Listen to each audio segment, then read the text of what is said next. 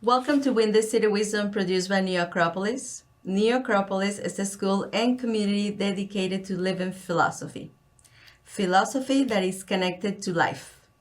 My name is Yadira, a student volunteer, and with me here is Gilad Sommer, director and teacher at the New Acropolis School in Chicago. Thank you for joining us today. Gilad, welcome. Thank you, Yadira. Glad to be here, as always. And today, we're going to talk about something that feels very American. Mm-hmm. It is really in our founding documents, the pursuit of happiness. Mm-hmm. And so I want to start right there with that phrase, pursuit of happiness. Mm-hmm. It's one of our three rights named in the Constitution. So it is life, liberty, and the pursuit of happiness. And it's why happiness? What did that make the cut? I think that Thomas Jefferson, who wrote the Declaration of Independence, he did not make it up. He based himself on a very long philosophical tradition, beginning with the Greeks and the Romans. And they basically said that happiness is the underlying motivation of everything we do. Everything? Everything, yes, everything. And there's a good example of it. I think it comes from Socrates or Plato, that they say, okay, if someone tells you they want something in life, let's say, I want to get married, I want money, you can ask them, why do you want that? Why do you want money? Why do you want to get married? Why do you want to have children? But if someone tells you, I want to be happy, you're not going to ask them, why do you want to be happy? It's like there's something that it's not a means to another end. So like it's nothing beyond happiness. Right. It's something that is eventually everything leads to. Yeah. And I think that if you look at it with that perspective, it could change the way you approach life, because you can start asking yourself, is what I'm doing truly leading me towards that? Are the things I'm chasing truly leading me towards that happiness? Yeah. It's not, and I don't think that it's not always clear, because a lot of things are chasing things we assume, will bring us joy or happiness. And sometimes we don't even stop and ask, is this the right path? Right. So we don't make the question like, what is happiness? So what the philosophers said about that? So first of all, I would say, since we are philosophers, lovers of wisdom, lovers of truth, we have to be honest and say that we're not going to give an all-encompassing, universal definition of happiness. A checklist, right. There is no formula, there is no checklist, there is no recipe. We're not going to tell you, okay, what happiness is for everyone. Yeah. Everyone has to find their own path. That's why we call it the pursuit of happiness. But we are going to share some reflections, some thoughts on the matter that I think can be useful for us in that journey of the pursuit of happiness. Yes, no empty promises here. No empty promises. So let's start with the most obvious one. Happiness as a feeling. We usually think that when you're feeling this excitement or something happens that you feel, butterflies, that's happiness. Right? And there's something to it, of course, but I don't think we can stop there, because if happiness depends on our feeling, us feeling good, it's going to be very fluctuating. It's going to depend on external circumstances a lot, right? So if I wake up in the morning and the birds are singing, I'm going to feel happy, right? And if the weather is nice, I'm going to feel happy, right? I'm guilty of that. Yes, we're all. Because I was walking outside, and then now that we have longer days in Chicago, and all of a sudden it's like, oh, I feel happy. Right. I think everybody who lives in Chicago is guilty of that, right? The first day of summer, everybody is radiating joy, yes? And Socrates has a nice way of putting that. He says, put a person in chains, they're going to be miserable. Take the chains off, in our case, Sommer, then that person is going to be happy again. But the question is, okay, so that's happiness. Happiness is just taking away those things that make us feel bad. It's just relieving discomfort. Yeah, like happiness of the absence of discomfort. That's a pretty low bar. Right, it's a pretty low bar, and I think that we all have lived a version of that in our lives, the cycles of our emotions. We go on vacation. In the beginning, we're so happy. Wow, I'm not working, I'm on vacation. But then something's wrong with your room. The jacuzzi is not working. Oh, you're annoyed. You're not happy anymore. But then you go to a nice stroll outside in the city, or you go to a restaurant. Then you're happy again. And then the Uber driver is not nice, or you're unhappy again. So this is a very cyclical kind of happiness, right? Were you on my last vacation there? I was like, I feel very seen right now. So, what's the alternative? Well, so what philosophers said about that? Yeah. So we can talk about happiness as a feeling, which what we usually do, or we can talk about happiness as a state of mind, which is what the Greek philosophers called eudaimonia, which is usually translated as human flourishing, right? And that is something much more stable. It's more continuous. It's something that doesn't depend so much on what happens to me on every given Tuesday, right? So it's a mindset rather than an emotion. Yes, it's a mindset, and we can connect it to maybe to more inner peace, to a certain alignment between who we are and what we say and what we do and the way we act in life.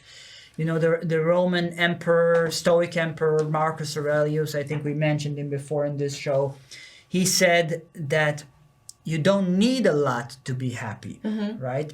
And the Greek philosophers agree. They say that happiness is not something that comes from outside things. It's something you cultivate inside yourself. It's related more to virtue, to who you are, to the values you live, to what you bring to the table, we can say. Yeah, and it's a hard truth, right? Because I think we spend so much of our time building up the outside. So the career, the house, the status, the followers. The followers, of course. For us, it's very important, the millions of followers. Yes, that we have. Yes.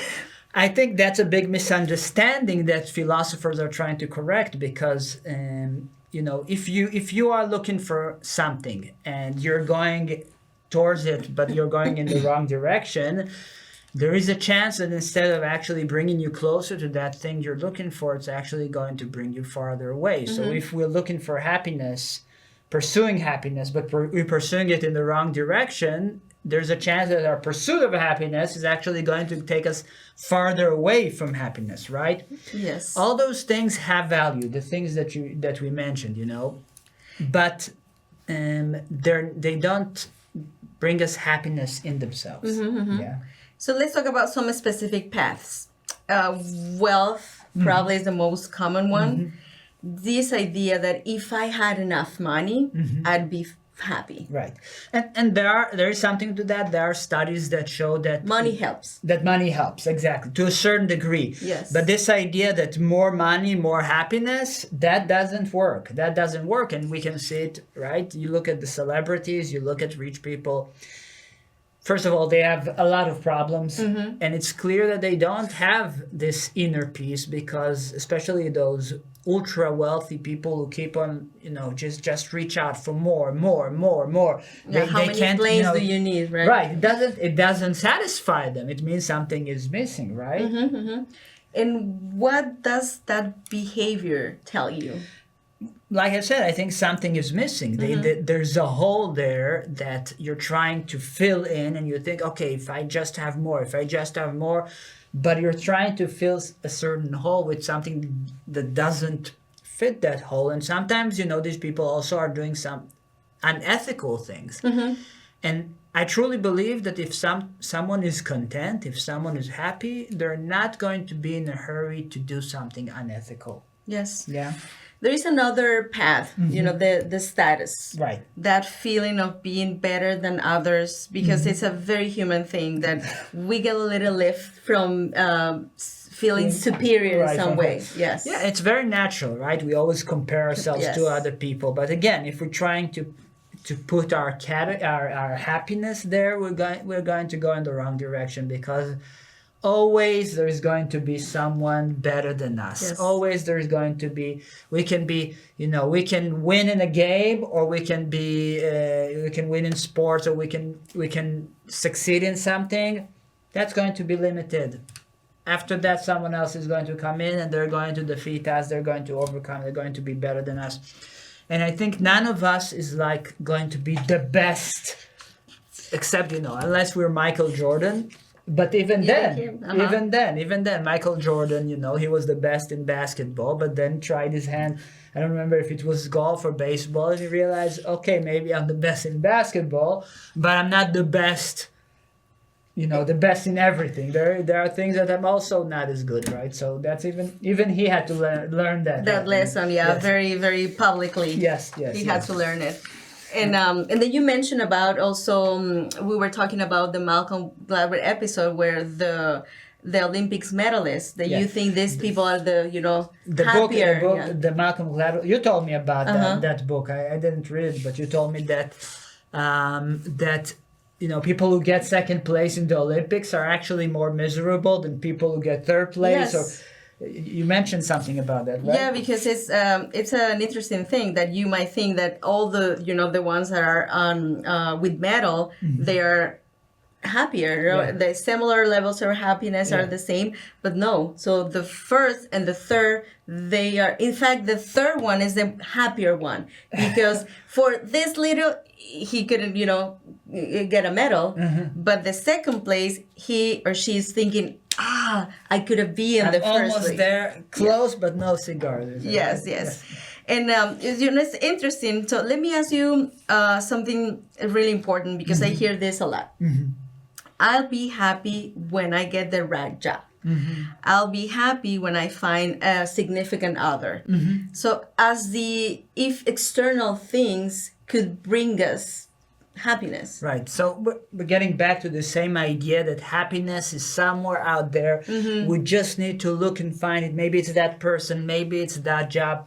But, it doesn't matter what happens to you in life. Eventually, you get back to your normal life, right? Even if you win the lottery, okay, there's, wow, excitement. But a day later, you go back to your problems. You have to pay taxes. You have to find a house. You have to, chase away all the people who are now trying to get a piece of the winning. So you're going to go back to life with its ups and downs. And if you're looking for happiness in the specific event, in the specific job, you're going to be disappointed. Actually, there's a good movie by Pixar called Soul, which actually showed this very well. I'm not going to spoil the movie. I'll just say that it's about this music teacher, this guy who always dreamed about being part of a professional jazz band, and at some point he's able to get to that point and he's accepted to the jazz band and he has this performance of his lifetime, but then something happens. Let's see. Let's watch the clip.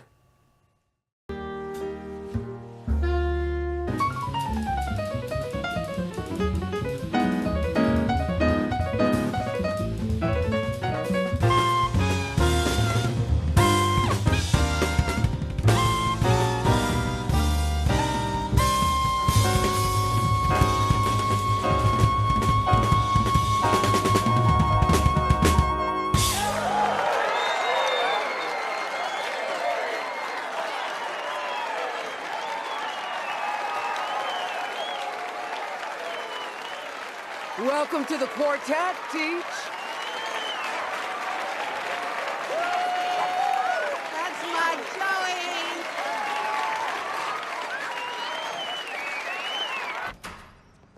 That's so killing. That was I'm just gonna cover that bridge for you again. later, Mr. G. Congratulations. You did great. I'm so proud of you, Joey. Gotta get to bed. We old. play 100 shows and one of them is killer.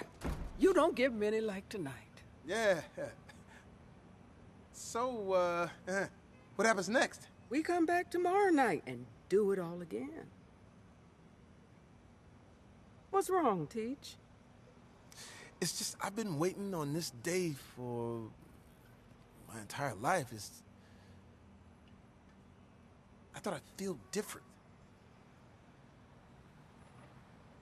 I heard this story about a fish. He swims up to this older fish and says, I'm trying to find this thing they call the ocean. The ocean, says the older fish. That's what you're in right now. This, says the young fish, this is water. What I want is the ocean. See you tomorrow.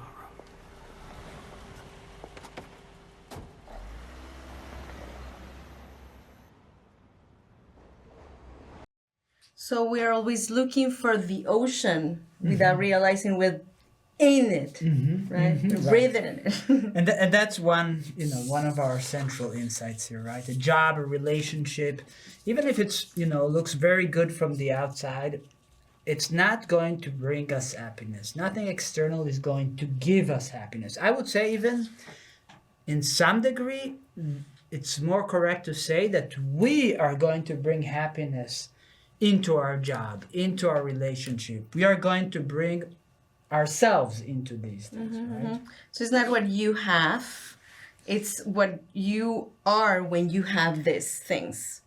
Exactly. And I would say even something more. If we are going to wait until everything is going to be happy, everything is going to be perfect around us to be happy, we're going to wait a long time.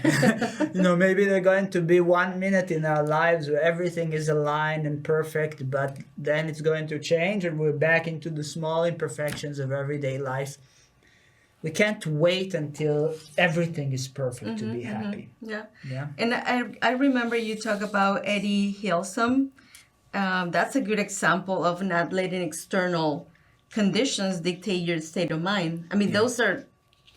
It's a big move from a soul fixer to Eddie Hilsum, but so that's an exceptional story, very special story. She was a Jewish Dutch writer, and she lived during the World War II, during the Holocaust, and she kept a journal like Anne Frank, the famous Anne Frank, and she wrote about her experiences. She actually was older than Anne Frank, so she had the vision of an adult.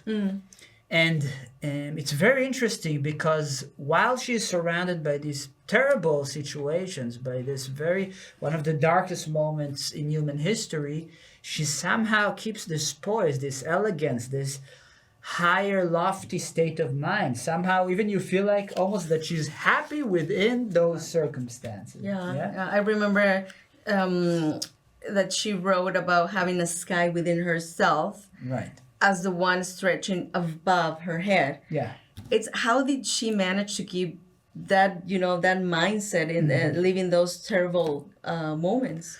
Yeah, I think she was connected. She had a very deep and rich inner life, like you mentioned, that sky that she has within herself, that she was able to connect to, that was untouchable, that wasn't affected by the circumstances. And it's not like she was detached or oblivious to what was going on around her. It's clear from her writings that she knew exactly what was going on around her. And actually, she eventually lost her life in the concentration camp.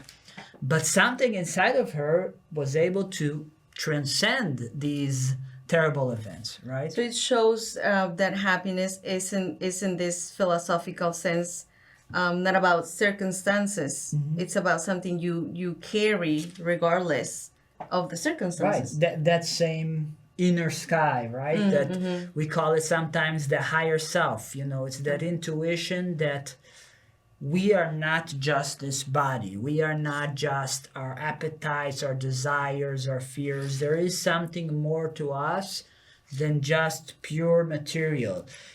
And I think that when we talk about the pursuit of happiness, at the end of the day, we are talking about the search for that, the search for meaning that is beyond consuming, beyond just living for having fun, right? that there is something more than those things we think will bring us happiness, but actually they don't, right? And it's good that as humans we have this, need for the material, but also it's a good clue that we have this need for being happy. So is that our calling from the higher self, right? Yes. And something very practical, because I think it's where a lot of people actually find themselves, is you set towards happiness, you take the job, you build that life, and somewhere along the way you lose that thread. Right. I think it's a very common experience. You start walking towards the horizon of happiness. You sit on the horizon. Then as you're walking, suddenly the path takes a curve and you are completely lost. You forgot about your horizon. You are walking on the path. You lost your way. And suddenly you remember, oh, wow, what happened? Where am I going? Yeah. So that happens, right? Yeah, it's like starting towards that beautiful horizon and getting so caught up in the path itself that you forget about the horizon entirely. And we keep on walking even though we know we lost the way. Yeah, we stay in the job, in the relationship. We give ourselves excuses. We give ourselves justifications, but we don't go back to the path that we meant to go in the beginning. And do you think it's that a failure? I would say failure is a strong word. I would say it's a mistake, but it's also okay because we're human beings. It's part of our journey to realize, oh wow, I lost my way, and now I need to reorientate myself to navigate. Like the GPS says, navigating again, re-navigating, finding the path again, and that's completely natural. We're not here to judge anyone. So it's not a verdict; it's an invitation. And let's not forget about we might experience pressure that comes from people closest to us, the family, the loved ones, who have their own ideas about what happiness is. Right. I think that happens often, that parents who want the best for their children assume that what's the best for them is also what's the best for their children, and they try to push them towards that direction. But again, we go back to that quote from the Bhagavad Gita that we mentioned, that it's better to follow your own swadharma, personal vocation, imperfectly, than to follow someone else's with apparent perfection. Yeah. Yeah. So it's like the neighbor's grass is always greener, right? Yes. Sort of thing. Well, in my case, mine is greener. But and you draw the wrong conclusion that you think these people have everything figured out and you don't, but really you don't have any idea what's going on for them. Yeah, and they are thinking that somebody else is better than them, and they are thinking that somebody. Yeah. It's like this vicious circle. It's a very good circle, a kind of mystery. So, okay, Gilad, we're coming to an end of our time. And what is the most important thing a person can hold onto from this conversation? Again, with the difficult question. I think the most important thing is that happiness is not really something. It's something you go towards. It's not something that you have or something or a destination. It's a direction in life. Yeah. As long as you keep coming back to that direction, that's the important thing. Yeah. So I think happiness is a destination. Isn't a destination, it's a direction. It's both. A destination and a direction that comes out of that destination. And I love that. Thank you so much, Gilad. Thank you, everyone, for watching Win the City. We hope we gave you some food for thought on your journey to know yourself. So philosophy isn't about reading, it's practical path to living with more purpose and clarity. So if your curiosity was sparked, you can find us at New Acropolis Chicago at Facebook, Instagram, and YouTube. And stay tuned for the next episode. See how timeless wisdom can be a tool for your modern life. Until next time.